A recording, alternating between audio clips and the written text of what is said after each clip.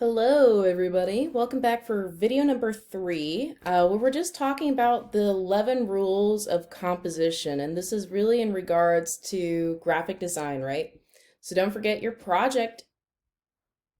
Did you forget? You've probably forgotten. Your project's due on Friday. It's not as scary as you think.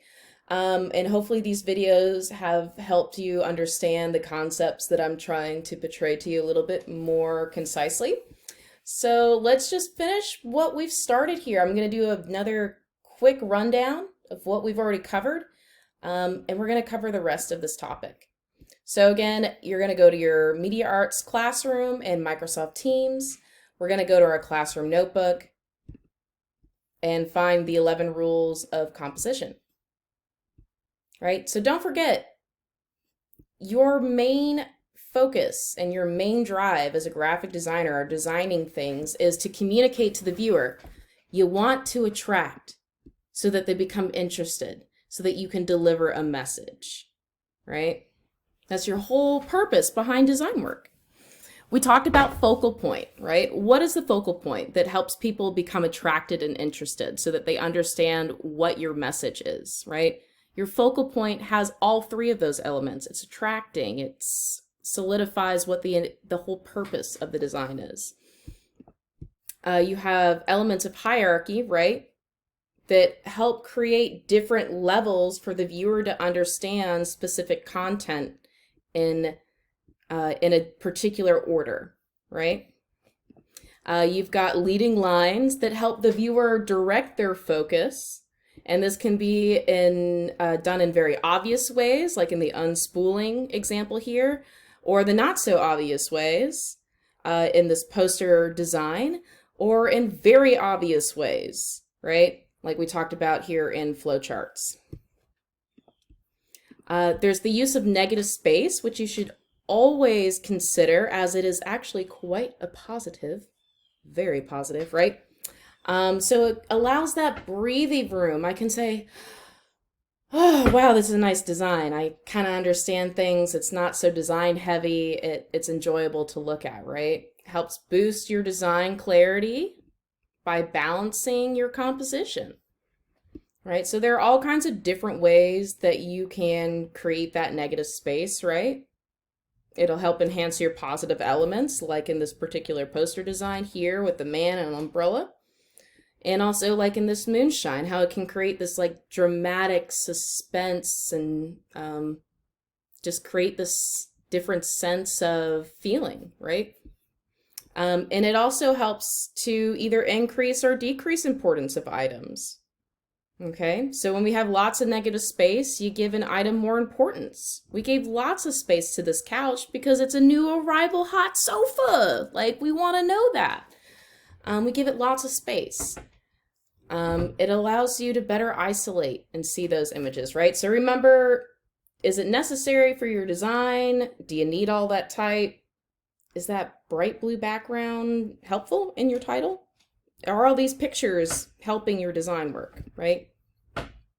We talked about scale and effect in the next video, right? So scale is always in reference and how it appears against other objects, okay? So it'll help you create that sense of depth and movement and help with visual hierarchy, right? It helps the reader understand what to gravitate to first, what attracts you first. And then we talked about balance, balancing of elements, right? We're not trying to juggle balls or anything here, right? We're just balancing the elements in our graphic design. How are we going to juggle the text and the design elements or pictures, right? We don't want too many things up in the air. Otherwise, it makes it really cloudy for people to visually understand what it is you're trying to portray. What is the message? What's the focal point? So there were two types, right? We talked about asymmetrical and symmetrical design, and some good uses for both designs. And you can also feel free to combine these ideas of symmetrical and asymmetrical design. And we left off on contrast. And contrast is really involved in all of the elements of art, right? So you can use color, shapes, textures, size, positioning.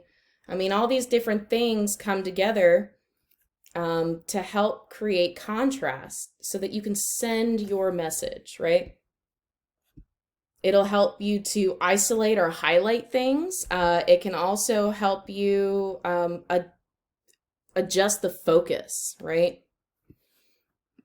Now we're going to talk about the last four topics here. We want a cohesive design. And by cohesive, I mean we want things to be unified, right? Do your design elements, type, pictures, do they match each other throughout everything?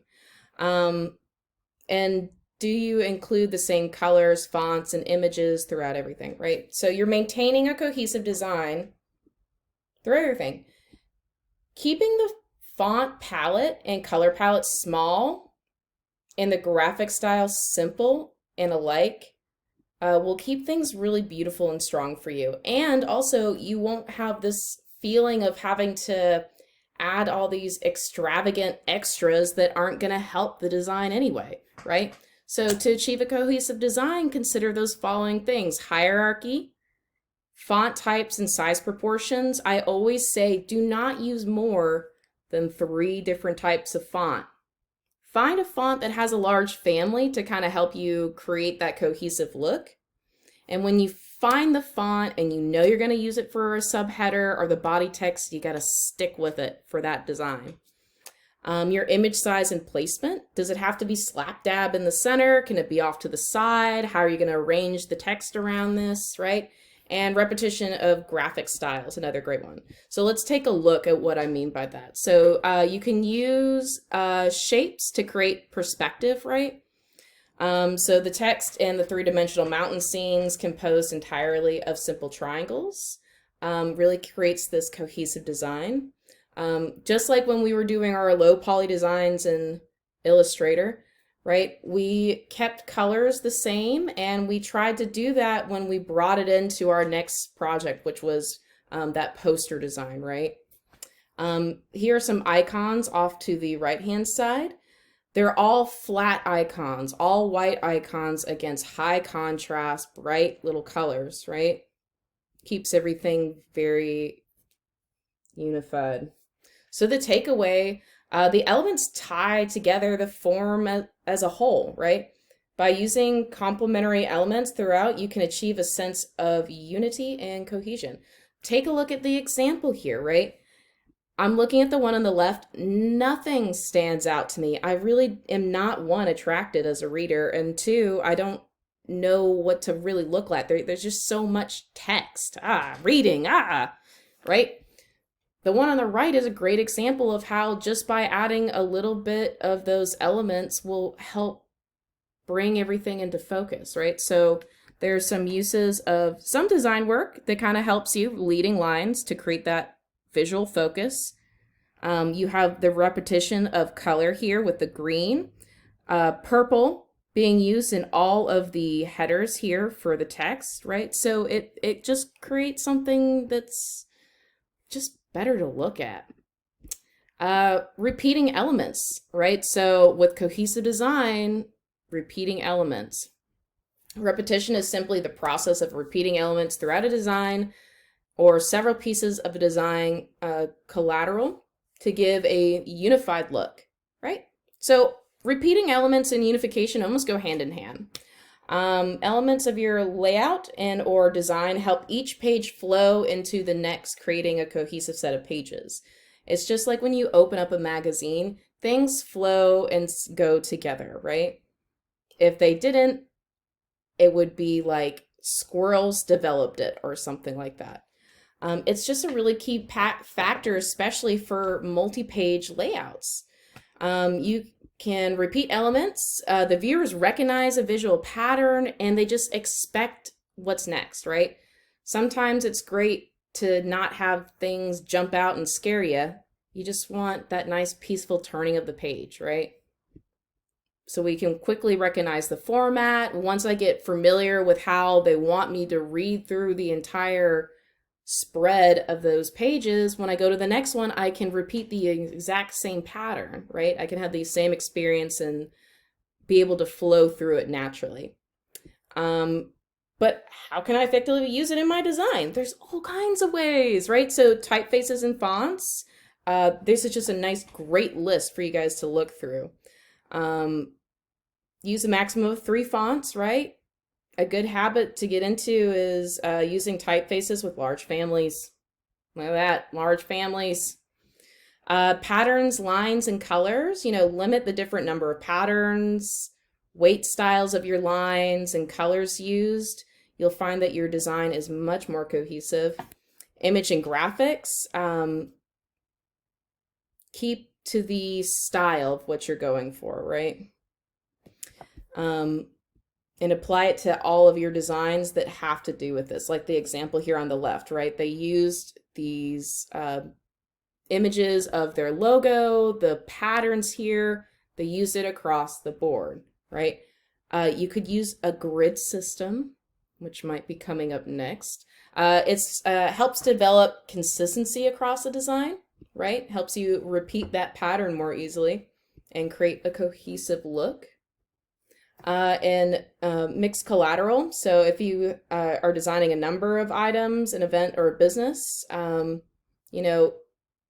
keep those things the same. Like in the example here, we have like the business cards, the way that we wrap the product, the way that they might mail things out. Keep those things the same. Use those style guides, right? And that's something completely different that we'll go over another time. Last 2 topics, the grid, right?